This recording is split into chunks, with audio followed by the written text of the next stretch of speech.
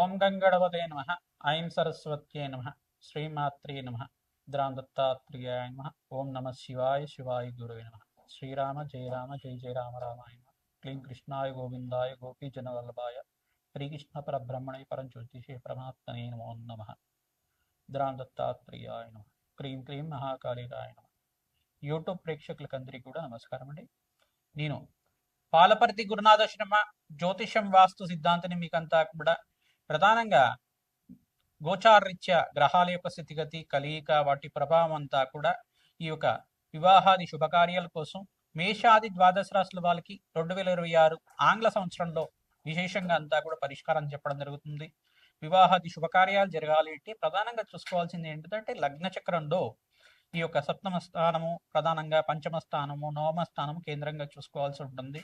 ప్రధానంగా వివాహ కారకులైన గ్రహాలంతా కూడా చూసుకుంటే సప్తమాధిపతి మరియు లగ్నానికి సప్తమాధిపతి యొక్క రంగా ఉండాలి. ప్రధానంగా చూసుకోవాలనుకుంటే కనుక జాతకరీత్యా ప్రధానమైన కారణాల వల్ల వివాహం ఆలస్యం అవుతూ ఉంటాయి. ప్రధానంగా మానవాళికంతా కూడా పూర్వజన్మలో చేసుకున్న పుణ్య ఫలితం వల్ల వివాహాది శుభకార్యాలు శీఘ్రంగా జరగడానికి ఆస్కారం ఉంటుంది. ప్రధానంగా చూసుకుంటే ప్రధానంగా ఈ యొక్క నవమ స్థానంలో కనుక రాహు సంచారం జరిగి ఉంటే దాన్ని పితృదోషం కారణం అంటారు. తర్వాత పంచమ స్థానంలో రాహు ఉంటే కనుక ఈ యొక్క కాలసర్ప దోషం అంటారు. ప్రధానంగా చూసుకుంటే కొన్ని అష్టమ స్థాన దోషాలని చెప్పేసి మాంగళ్య యొక్క దోషాలని చెప్పేసి కొన్ని ప్రధానమైన దోషాలు అనేది ఉంటాయి అన్నమాట. దానికంతా కూడా జ్యోతిష శాస్త్ర ప్రామాణికంగా మీకంతా కూడా తంత్రశాస్త్రంలో అంతా కూడా చెప్పడం జరిగింది. ప్రధానంగా ఈ యొక్క జ్యోతిష కారకత్వంలో ప్రధానంగా గ్రహాల యొక్క కారకత్వంలో అంతా కూడా ఈ యొక్క శుక్రుడు బృహస్పతి అంతా కూడా వివాహానికి కారకం అవుతుంటారు. ప్రధానంగా చూసుకుంటే అంగారకుడు కూడా వివాహానికి కారణం అవుతుంటారు. చంద్ర భగవానుడు చంద్రబలం కూడా యోగకరంగా ఉండాలి. బృహస్పతి అంగారకుడు మరియు శుక్రుడు చంద్ర భగవానుడు సప్తమాధిపతి ఏ లగ్నం అయితే ఉందో లగ్నానికి సప్తమాధిపతి యోగకరంగా ఉండాలి. అష్టమ స్థానంలో ఈ యొక్క పాపగ్రహాల యొక్క కలయిక లేకుండా ఉండాలి. ఈ యొక్క కొన్ని గ్రహాల యొక్క స్థితిగతి సంయోగం అనేది పాపగ్రహంతో పాటు సంయోగం లేకుండా ఉండాలి. గ్రహస్థితి అంతా కూడా చూసుకుంటే జన్మ జాతకం ప్రకారంగా మీకు వివాహాది శుభకార్యాలు జరగడానికి ఆస్కారం ఉంటుంది. గోచారీత్యా కూడా గురుబలం చేకూరుతుంది అనమాట. గోచారీత్యా గురువు అంతా కూడా యోగకరంగా మంచి శుభస్థానంలో యోగకరంగా ఉంటాయి కనుక శీఘ్రంగా వివాహాది శుభకార్యాలు జరగడానికి ఆస్కారం ఉంటుంది. ప్రధానమైన కారణం అంతా కూడా చూసుకుంటే మాంగళిక దోషం అనేది ప్రధానంగా కారణంగా చెప్పడం జరుగుతుంది. అంటే మాంగళిక దోషం అనేది అంగారక దోషం అంటారు దాన్నంతా కూడా. ఈ అంగారక దోషం అనేది విశేషంగా మీకంతా కూడా జాతకరీత్యా ఎవరికైతే కనుక అంగారకుడు ఈ స్థానంలో ఉంటే కనుక దోషకారిగా ఉంటాడు. ప్రధానంగా వివాహాది శుభకార్యాలు ఆలస్యం అవడానికి అంతా కూడా మాంగళిక దోషం ఆలస్యం అవడానికి ఆస్కారం ఉంటుంది. అదొకటి కారణం మాత్రమే. అదొకటే కాకుండా పితృదోషము స్త్రీ శాపము పితృదోషం అనేది మాతృమూలకమైన పితృదోషం కానీ ప్రధానమైన దోషాలంతా కూడా ఉంటాయి. దీనికంతా కూడా కారణంగా చెప్పడం జరుగుతుంది. పూర్వజన్మ చేసుకున్న కర్మశేషాన్ని అంతా కూడా అనుభవించే విధంగా ఉంటుంది. కావున కర్మఫలతాకన శనీశ్వరుడు అంతా కూడా మీకు ఆ కర్మదోషాన్ని నుంచి నివారణ అవ్వడానికి అవకాశం ఉంటుంది. ప్రధానంగా దానికి పరిష్కారాలు కూడా ఉంటాయి. ప్రధానంగా చూసుకుంటే శ్వేతర్క కళ్యాణం అని చెప్పేసి అంటారు. అర్క కళ్యాణం అని చెప్పేసి అంటారు. ప్రధానంగా చిల్లేడు చెట్టుకి కళ్యాణం చేయించడం అనేది ఉంటుంది. తర్వాత కుంభ వివాహం అని చెప్పేసి ఉంటుంది. అశ్వత్థనారాయణ కళ్యాణం అని చెప్పేసి ఉంటుంది. ఇటువంటి పరిహారాలంతా కూడా ఆచరించడం వల్ల శీఘ్రాతి శీఘ్రంగా మీకంతా కూడా వివాహాది శుభకార్యాలు జరగడానికి ఆస్కారం ఉంటుంది. మేషాది ద్వాదశ లగ్నాల జాతకులంతా కూడా మేషాది ద్వాదశ రాశుల జాతకులంతా కూడా ప్రధానంగా మీకు వివాహాది శుభకార్యాలు జరగాలి అంటే కనుక శీఘ్రంగా జరగాలి అంటే కనుక సుబ్రహ్మణ్య స్వామి కళ్యాణం అంతా కూడా ఆచరించడం వల్ల శీఘ్రాతి శీఘ్రంగా వివాహాది శుభకార్యాలు జరగడానికి ఆస్కారం ఉంటుంది. ప్రధానంగా జాతకరీత్యా ఉన్న దోషానికి ప్రబలంగా ఉందా లేదా చూసుకోవాలి. ఏ స్థానంలో దోషం అనేది ఉంది దానికంతా కూడా దోష స్థితి అంతా కూడా ఏ రకంగా ఉంది, యుతి అంతా కూడా ఏ రకంగా ఉంది, ఏ గ్రహాల యొక్క సంయోగం వల్ల ఈ యొక్క దోష ప్రామాణికం అంతా కూడా నిర్ధారణ అయింది అనేది జ్యోతిష సిద్ధాంతాలతోటి మీరంతా కూడా నిరూపణ చేసుకొని తత్పరిహారార్థం అంతా కూడా ఆచరించడం వల్ల శీఘ్రాతి శీఘ్రంగా వివాహాది శుభకార్యాలు జరగడానికి ఆస్కారం ఉంటుంది. ఈ యొక్క విశేషాలంతా కూడా ఈ ఎపిసోడ్ లో చెప్పడం జరుగుతుంది. మేషాది ద్వాదశ రాశి వాళ్ళు ప్రతినిత్యం కూడా గోమాత సేవ చేయండి. తద్వారా మీకంతా కూడా వివాహాది శుభకార్యాలు జరగడానికి ఆస్కారం ఉంటుంది. 2026లో మేషాది ద్వాదశ లగ్న జాతకులకి మేషాది ద్వాదశ రాశుల వాళ్ళకి ఎవరికైతే కనుక గురుబలం అంతా కూడా చేకూరుతుందో వాళ్ళకంతా కూడా శీఘ్రంగా వివాహాది శుభకార్యాలు జరగడానికి ఆస్కారం ఉంటుంది. అందరికి కూడా వివాహాది శుభకార్యాలు జరగాలని చెప్పి ఆశీర్వాదం చేస్తూ జగన్మాత అనుగ్రహం వల్ల అతి శీఘ్రంగా వివాహాది శుభకార్యాలు జరగాలంటే ఎటువంటి పరిష్కారాలు ఆచరించాలో ఈ ఎపిసోడ్ లో చెప్పడం మిథున రాశి మిథున లగ్న జాతకులకి ప్రధానంగా జాతకరీత్యా గోచారీత్యా కూడా గురుబలం అనేది చేకూర్చాలి. ప్రధానంగా చూసుకుంటే గనక గురుబలం యొక్కరంగా ఉంటే గనక మిథున రాశి జాతకులకి సప్తమాధిపతి అయిన బృహస్పతి ఇక్కడ రాశిలో సంచారం చేసినప్పుడు మీకు అంతా ఇప్పుడు వివాహాది శుభకార్యాలు జరగడానికి ఆస్కారం ఉంటుంది. ప్రధానంగా చూసుకుంటే ఈ యొక్క ద్వితీయ స్థానంలో కుటుంబ స్థానాల్లో అంతా కూడా ఉచ్చ స్థానాన్ని పొందుతున్నాడు కావున జూన్ 14 తర్వాత మీకు అంతా కూడా బృహస్పతి అనుగ్రహం వల్ల వివాహాది శుభకార్యాలు జరగడానికి ఆస్కారం ఉంటుంది. ప్రధానంగా దత్తాత్రేయ స్వామివారి ఆరాధన, మేధా దక్షిణామూర్తి స్వామివారి ఆరాధన విశేషంగా చేస్తూ ఉండాలి. ప్రధానంగా శ్రీకృష్ణ పరమాత్మ ఆరాధన ప్రతినిత్యం కూడా తులసిమాలతో చేసుకోవడం వల్ల విశేషమైన పుణ్యశాంతి కలుగుతుంది. ప్రధానంగా వీరంతా కూడా వెన్నని నివేదన చేసి దాన్ని ప్రసాదంగా స్వీకరించడం వల్ల వివాహాది శుభకార్యాలు జరగడానికి ఆస్కారం ఉంటుంది.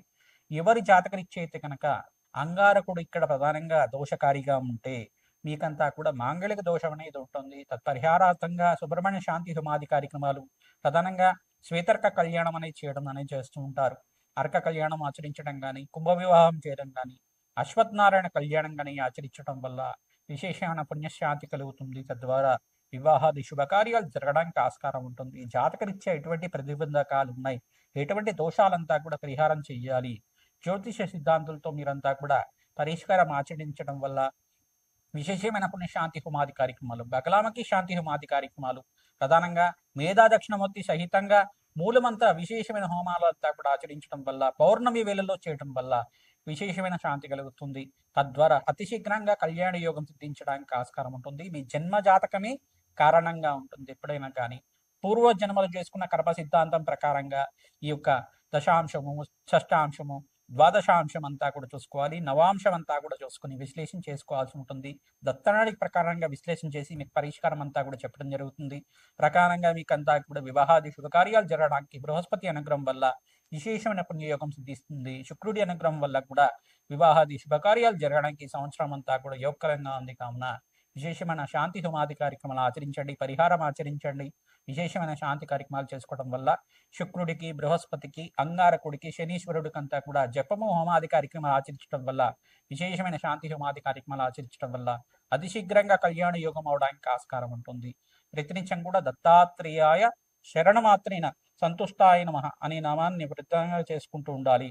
ప్రధానంగా దత్తాత్రేయాయ స్మరణ మాత్రేన సంతుష్టాయ నమః అనే నామాన్ని ప్రతినిత్యం కూడా జపాన్ని ఆచరించడం వల్ల విశేషమైన పుణ్యశాంతి కలుగుతుంది. దత్తాత్రేయాయ స్మరణ మాత్రేన సంతుష్టాయ నమః నామాన్ని కూడా ప్రతినిత్యం కూడా ఆచరిస్తూ ఉండండి. తద్వారా విశేషమైన పుణ్యశాంతి కలుగుతుంది.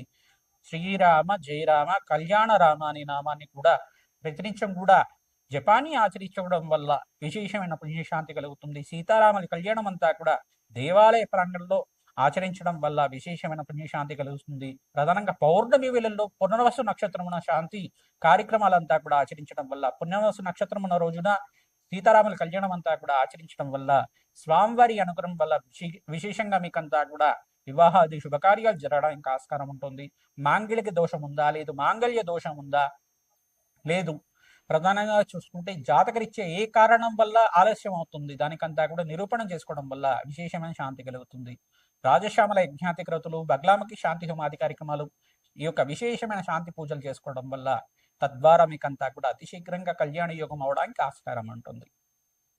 మేషాది ద్వాదశ రాశుల వాళ్ళకి ప్రధానంగా చూసుకుంటే గోచారీత్యా 2026 ఆంగ్ల సంవత్సర ఫలితాల్లో భాగంగా అన్ని రాశుల వాళ్ళకు కూడా వివాహాది శుభకార్యాలు జరగడానికి గ్రహాలంతా కూడా యోగకరంగా ఉండాలి. జాతకరీత్యా గోచారీత్యా కూడా ప్రధానంగా బృహస్పతి, శుక్రుడు, అంగారకుడు, శనీశ్వరుడు, ఈ గ్రహాలన్నీ కూడా బుధ భగవానుడు, ఈ గ్రహాలన్నీ కూడా వివాహాది శుభకార్యాలకి కారణమవుతుంటారు.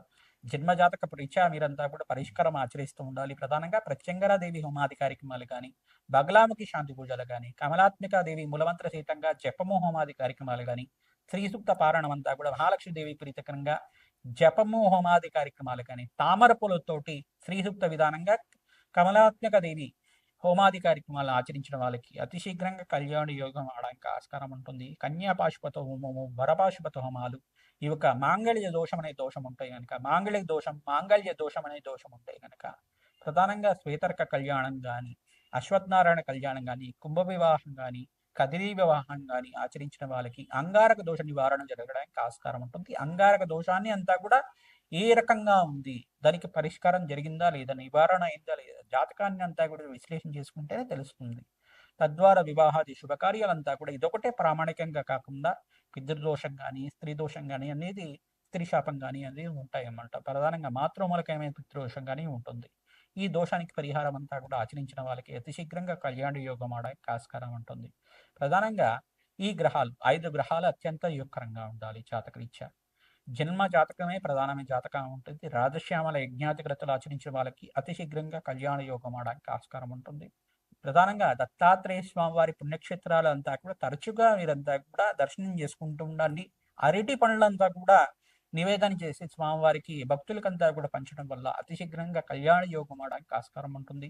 గోమాత సేవ చేసిన వాళ్ళకు కూడా వివాహాది శుభకార్యాలు జరగడానికి ఆస్కారం ఉంటుంది. శివపార్వత కళ్యాణము, ప్రధానంగా సుబ్రహ్మణ్య స్వామి కళ్యాణం అంతా కూడా ఆచరించిన వాళ్ళకి అతి శీఘ్రంగా కళ్యాణ యోగం అవడానికి ఆస్కారం ఉంటుంది. సీతారాముల కళ్యాణం అంతా కూడా ఆచరించిన వాళ్ళకి అతి శీఘ్రంగా కళ్యాణ యోగం అవడానికి ఆస్కారం ఉంటుంది. శ్రీమాత్రే నమః. రామ్ దత్తాత్రేయాయ నమః.